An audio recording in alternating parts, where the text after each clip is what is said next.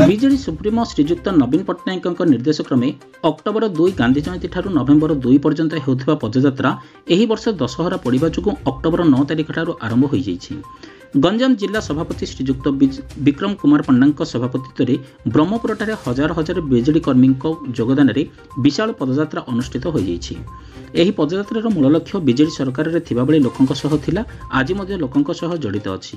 ଆଜିର ଏହି ଅପାରଗ ସରକାର ଲୋକଙ୍କୁ ଯେଉଁଭଳି ଶୋଷଣ କରୁଛି ତାହା ସବୁ ସୀମା ପାର କରିଛି, ଯାହାକି ରାଜ୍ୟବାସୀ ଭୋଗୁଛନ୍ତି। ଏହାର ଜବାବ ରାଜ୍ୟବାସୀ ବହୁତ ଜଲ୍ଦି ଆଗକୁ ଦେବେ ବୋଲି ଉପସ୍ଥିତ ଥିବା ବକ୍ତାମାନେ ନିଜ ବକ୍ତବ୍ୟରେ କହିଥିଲେ। ଆହୁରି ଏହା ବି କହିଛନ୍ତି ଯେ କଥା କଥାରେ ଗୁଳି ଫୁଟିବା, ପ୍ରତ୍ୟେକ ଦିନ ଧର୍ଷଣ ହେବା, ମିଛ କଥା କହି ରଙ୍ଗ ମାରିବା ସରକାର ଆଉ କେତେ ଦିନ ବୋଲି ପ୍ରଶ୍ନ ମଧ୍ୟ କରିଥିଲେ।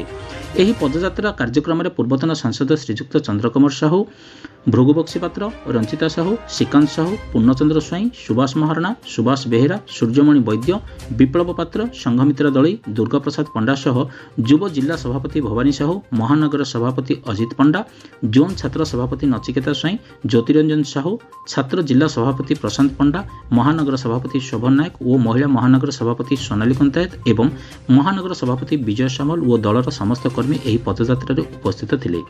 Bureau report, Om TV Odisha.